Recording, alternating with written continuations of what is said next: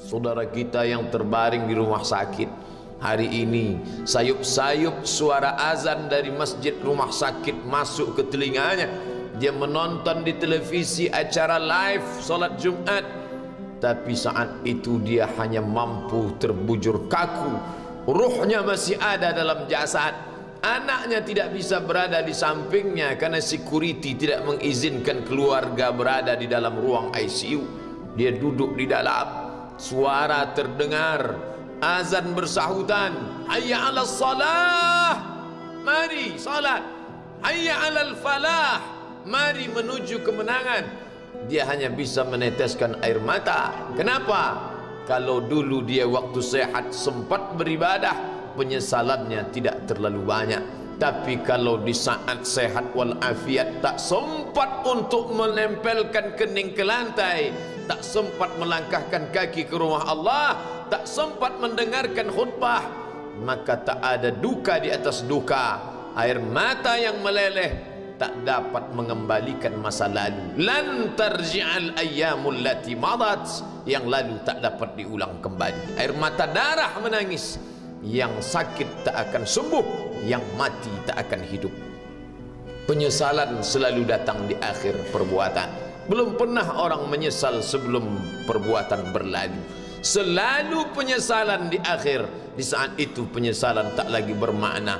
Apa kata mereka ketika melihat azab Allah? Rabbana, hai Tuhan kami, ya Rabb kami, absarna, mata kami sudah melihat azab, wa sami'na, telinga kami sudah mendengar suara tangisan, teriakan, pekikan di dalam neraka. Farji'na, kembalikan kami lagi ke dunia, na'mal salihah, kami ingin beramal saleh, inna muqinun, kami yakin seyakin-yakinnya. Tapi saat itu penyesalan tak lagi bermakna, karena dunia tak mungkin utuh semula, karena sudah menjadi sunnatullah yang lampau tak akan kembali.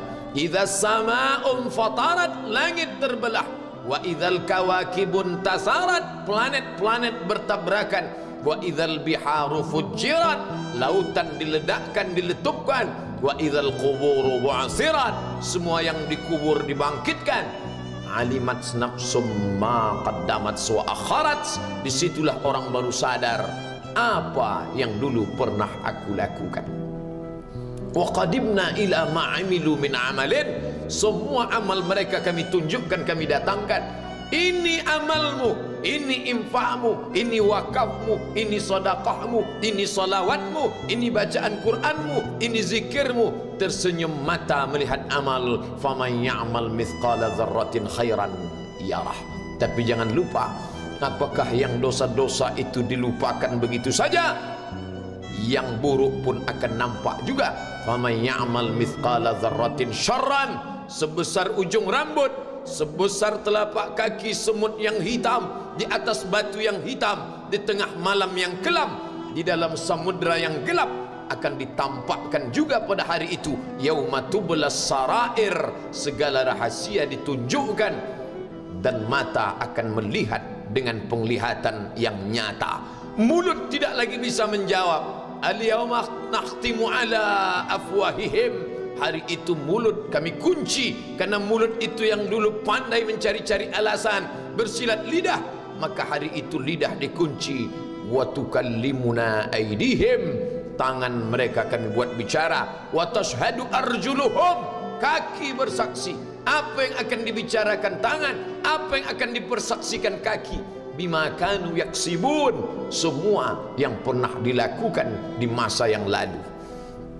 Berapa atasanmu sanggup memberi gaji sehingga begitu enteng kau tinggalkan solatmu? Apa yang dijanjikan istrimu sehingga begitu enteng kau berikan yang haram, hanya rayuan sesaat, padahal dia pun akan meninggalkanmu sebelum masa tua tiba? Apa yang dijanjikan anak-anakmu? Ayah, kami akan menjagamu di hari tuamu nanti, maka berikan kami yang kami inginkan, belikan kami rumah yang besar, belikan kami kendaraan yang mewah, nanti setelah hari tua kami akan menjagamu, kata mereka. Tapi setelah kita tua, dosa-dosa begitu banyak terkumpul, mereka pun meninggalkan kita di panti jompo yang penuh dengan kesunyian, hening, sepi. Suara cucu tak terdengar menangis karena mereka pun malu mengakui kita sebagai orang tua. Suapkanlah yang haram ke mulut mereka, berikanlah yang batil ke dalam perut mereka. Itu hanya akan menjadi azab di dunia sebelum hari kiamat tiba. Ish ma syi'ta, hiduplah sesuka hatimu. Ish ma syi'ta, apa yang mau kau makan, makanlah. Apa yang akan kau bekerjakan, kerjakanlah. Fa innaka mayyit, tapi ingat, kau akan menjadi mayat, kau akan mati. Semua akan diminta pertanggungjawaban di hadapan Allah Subhanahu wa ta'ala. Hari ini orang boleh tertawa, hari ini orang boleh merasa dunia dia yang punya, tapi sampai masanya yang hijau akan berubah menguning, yang kuning akan mati, yang mati akan menjadi debu, yang debu ditiup angin hampa tak bermakna. Lalu apa yang akan dibawa menghadap Allah Subhanahu wa ta'ala? Amal saleh. Kalau pernahlah mulut itu membaca sepotong dua potong ayat sebelum berangkat bekerja, kalau sempatlah masuk ke kamar mandi mengambil air wudhu, solat sunat duha sebelum berangkat bekerja, kalau sempatlah ketika duduk dalam suasana santai membuka iPad lalu dibuka Quran digital sambil melihat beberapa ayat merenungkan maknanya, mengingat mati, kalau sempatlah mulut mengucapkan subhanallah wa bihamdihi subhanallahil azim, kalau sempatlah anak istri dibawa ke masjid iktikaf mendengarkan pengajian, kalau sempatlah beberapa persen dari pendapatan itu dilimpahkan ke rumah anak yatim panti jompo masjid, kalau sempatlah beberapa meter tanah dibeli untuk pembebasan mendirikan rumah Allah, kalau sempat memberikan beberapa karpet untuk rumah yang selalu ditinggalkan, kalau sempatlah membelikan beberapa kilo beras untuk yatim piatu dan panti jompo, itu yang akan menolong di hadapan Allah. Adapun rumah besar dengan beberapa semen, dengan beberapa busi yang banyak, semua akan menjadi tinggal kenangan. Mereka akan menjual, membagi-baginya. Tanah yang dulu harganya semeter 100.000 sekarang sudah menjadi 5 juta. Mereka akan bagi-bagi itu semua kepada ahli waris. Lalu kita hanya membawa 3 helai kain tipis yang tidak berjahit, dan itu semua menjadi milik orang. Kalau dulu mereka kita didik dengan pendidikan yang baik, di tengah malam mereka bangun menetes air matanya, lalu dia berdoa, Rabbighfirli wa liwalidayya warhamhuma kama rabbayani shaghira, seperti tetesan embun di tengah gurun Sahara yang panas. Kalau sempatlah mereka berdoa, Allahumma ighfir lahu warhamhu wa'afihi wa'fu anhu, maka mengalirlah air yang sejuk ke tenggorokan yang kering. Kalau sempatlah mereka membeli makanan, diundangnya anak yatim, diusapnya kepala, ya Allah, terimalah sedekahku ini untuk almarhum ayahku, almarhumah bundaku. Aku tak dapat membalas budi baik mereka, ya Allah, mereka sudah mendahului aku. Maka akan mengalirlah itu sebagai perlipur lara di tengah alam barzakh sementara kiamat tiba. Tapi kalau mereka hanya dididik dengan keduniawian, dididik dengan kemewahan, disumbat mereka dengan materi, tak pernah diingatkan pada mati. Ketika kita mati, mereka pun juga akan mati perasaan ingatannya. Paling celaka lagi, mereka mengingat kita dengan mengantarkan bunga, mereka mengingat kita dengan pakaian hitam, mereka mengingat kita dengan suara musik, mereka mengingat kita dengan memajang foto kita besar-besar di dalam rumah. Dan itu hanya menjadi penghalang rahmat Allah turun, tidak berkesan sedikit pun. Mereka sedang menyangka kalau dinyanyikanlah lagu kesenangan kita, terobat rindu hatinya. Kalau dipajangnya foto kita, dilingkarkannya karangan bunga, puas rindunya. Padahal itu tidak membuat pengaruh apapun kepada kita di alam barzakh. Maka sayang, buatlah sayang yang mengingatkan sesudah mati. Kalau rindu, buatlah kerinduan yang membuat dia akan tetap mengalir sebagai satu amal sesudah kematian. Idza matal insan, kalau manusia mati, inqata'a. Dulu rajin membaca Quran, berhenti. Dulu rajin salat tahajud, berhenti. Dulu rajin menghatamkan segala yang baik-baik, berhenti. Tapi ada yang tetap mengalir. Di antara yang mengalir itu adalah shadaqatun jariyah. Sempat membelikan beberapa bungkus nasi, nampak orang tua di panti jompo menyuap nasi itu, menggeletar tangan mereka karena usia lanjut, menetes air mata. Kita bukan sedang melihat orang tua, kita bukan sedang melihat orang lain.